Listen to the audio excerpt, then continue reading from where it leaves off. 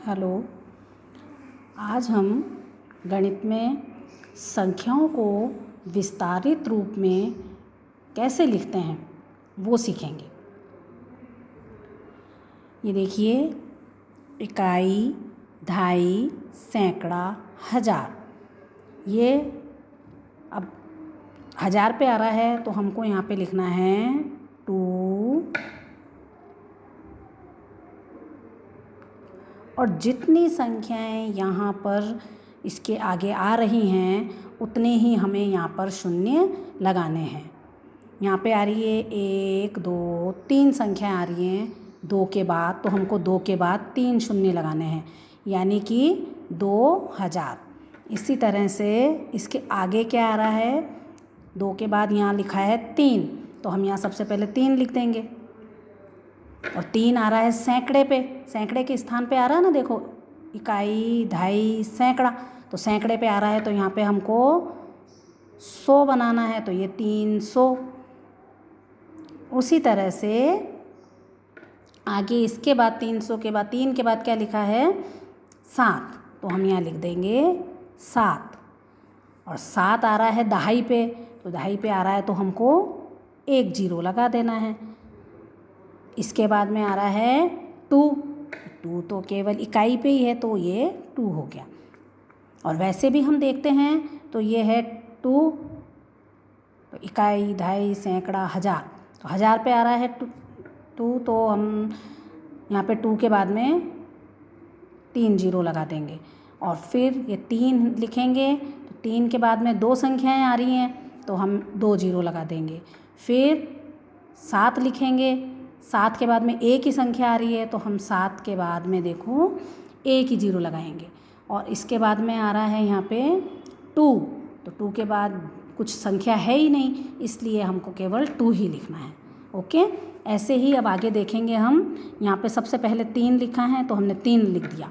3 के बाद में 1 2 3 3 0 लगाने हैं हमें, संख्या 3 है तो 3 0 लगाएंगे। फिर प्लस इसके बाद में क्या है 4, तो 4 लिखेंगे। 4 के बाद में ये सैकड़े पे है तो 2 0 आएंगे, 400। और वैसे भी देखते हैं तो ये 2 संख्याएं हैं इसके बाद में, इसलिए हमको 2 शून्य लगाने हैं। फिर प्लस किया, 4 के बाद में है 3, तो फिर हमने 3 लिखा। और 3 के बाद में एक संख्या है, 0 लगा दिया। अब लास्ट में क्या आ रहा है देखो 4, तो हम ऐसा का ऐसा यहाँ लिख देंगे 4, तो ये हो गया हमारा 3434। ऐसे ही आगे भी हम कंप्लीट करेंगे। ये देखिए, अब ये 5 है, 5 को लिखा हमने, 5 के बाद 2 संख्याएं आ रही हैं तो हमने यहाँ पे 2 0 लगा दिए हैं। इसके बाद में हम देखेंगे कि 3 है तो हमने यहाँ पे प्लस लिख के 3 लिख दिया है ना। और फिर वापस प्लस लगाया, इकाई पे क्या है 1 ही शून्य आ रही है, तो हमने क्या किया है यहाँ पे केवल 1 शून्य लगा दिया। ये हो गया हमारा। अब इसी तरह से यहाँ पे ये 3 संख्या आ रही थी, 3 शून्य लगा दिया। फिर हमने इसके बाद में 8 है तो यहाँ पे 8 लिख दिया। सैकड़े के स्थान पे आ रहा है इसलिए हमने यहाँ पे 2 शून्य लगा दी।